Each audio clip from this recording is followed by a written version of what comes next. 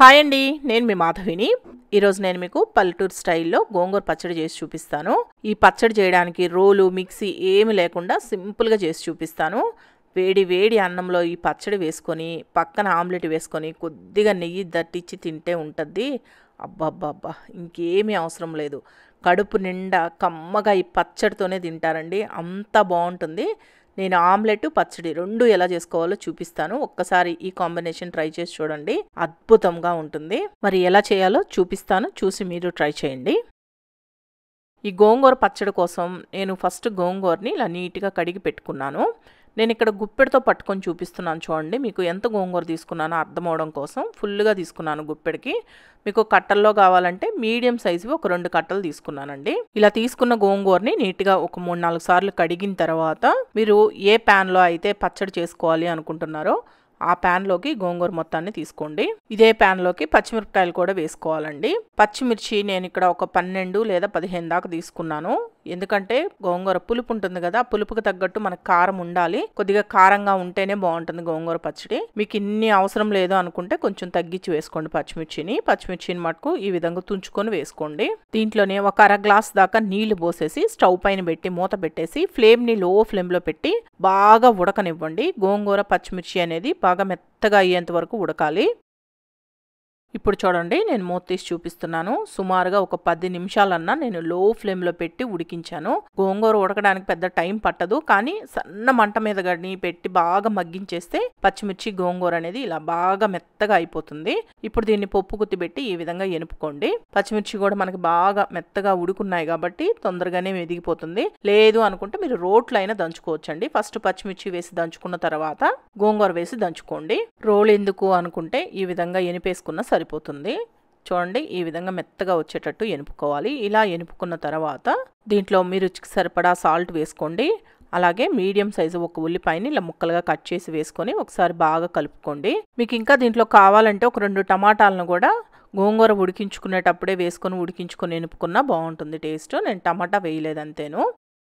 ఈ విధంగా ఉల్లిపాయ ముక్కలు కూడా వేసి బాగా కలిపిన తర్వాత దీన్ని పక్కన ఉంచండి. ఇప్పుడు దీనికి పోపు పెట్టుకుందాం. ఈ పోపు కోసం ప్యాన్లోకి 2 టేబుల్ స్పూన్ల దాకా ఆయిల్ వేసుకోండి. ఈ ఆయిల్ కాగిన తర్వాత దీంట్లో 1 టేబుల్ స్పూన్ దాకా పోపు దినుసులు వేసుకొని వేయించుకోండి. ఆవాలు, జీలకర్ర, శనగపప్పు, మినపప్పు అన్ని కలిపి తీసుకున్నాను. ఆవాలు చిటపట్లాడిన దాకా వేగనివ్వాలి. ఈ పోపు దినుసులు వేసినప్పుడే దీంట్లో 1 చిటికెడు మెంతులు కూడా వేసుకోండి.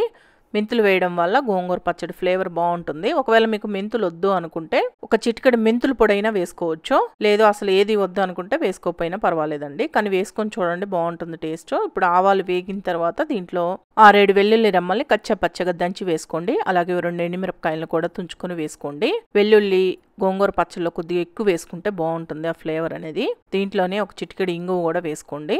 లాస్ట్గా 1 రెమ్మ కరివేపాకు కూడా వేసుకొని పోపు దినుసులన్నింటినీ బాగా వేయించుకోండి. పోపు మొత్తం బాగా వేగాలి. ఈ పోపు వేయించుకునేటప్పుడే దీంట్లోనే 1 పావు టీ స్పూన్ పసుపు కూడా వేసుకొని కలుపుకోండి. ఇలా పసుపు కూడా వేసి కలిపి పోపు మొత్తం బాగా వేగిన తర్వాత దీంట్లో మనం ముందుగా ఎనిపి పక్కన పెట్టుకున్న గోంగూర ఉంది కదా, గోంగూర మొత్తాన్ని వేసుకొని లో ఫ్లేమ్లోనే ఉంచి మొత్తం కలుపుకోండి. మొత్తం కలిపేసిన తర్వాత స్టవ్ ఆఫ్ చేసుకోండి.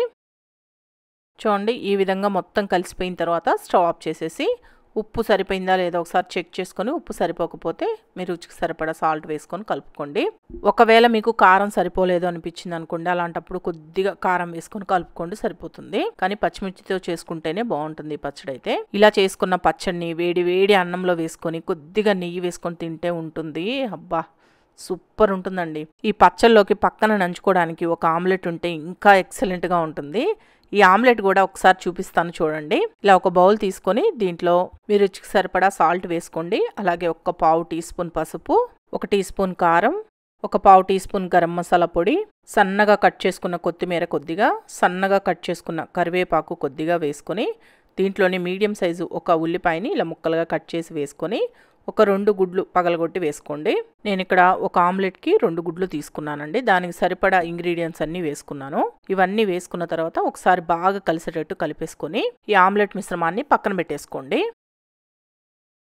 ఇప్పుడు ప్యాన్లోకి 1 టేబుల్ స్పూన్ దాకా ఆయిల్ వేసుకొని ఈ ఆయిల్ని ప్యాన్ మొత్తానికి ఇలా స్ప్రెడ్ చేసి ఆయిల్ బాగా కాగనివ్వండి. ఆయిల్ కాగిన తర్వాత మనం ముందుగా ప్రిపేర్ చేసి పెట్టుకున్న ఆమ్లెట్ మిశ్రమాన్ని ఆయిల్లో వేసి మీడియం ఫ్లేమ్లో పెట్టి బాగా కాగలనివ్వండి. ఒక సైడ్ కాలిన తర్వాత రెండో వైపుకు తిప్పుకోవాలి.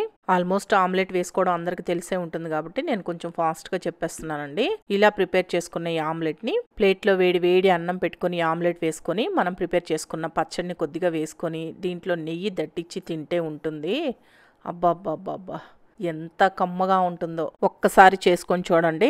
పచ్చడితోటే కడుపు నిండా కమ్మగా తింటారు. ఈ పచ్చి ఉల్లిపాయలు మనకి పంటి కింద అక్కడక్కడ తగులుతూ ఈ ఆమ్లెట్ నంచుకొని తింటుంటే స్వర్గం అండి. ఇంకేమీ అవసరం లేదు. కమ్మగా కడుపు నిండా తినాలనిపిస్తుంది. ఒకసారి ట్రై చేయండి. ఈ వీడియో మీకు నచ్చితే మన షెఫ్ ఛానల్ని సబ్స్క్రైబ్ చేసుకోండి. లైక్ చేయండి, షేర్ చేయండి, కామెంట్ చేయండి.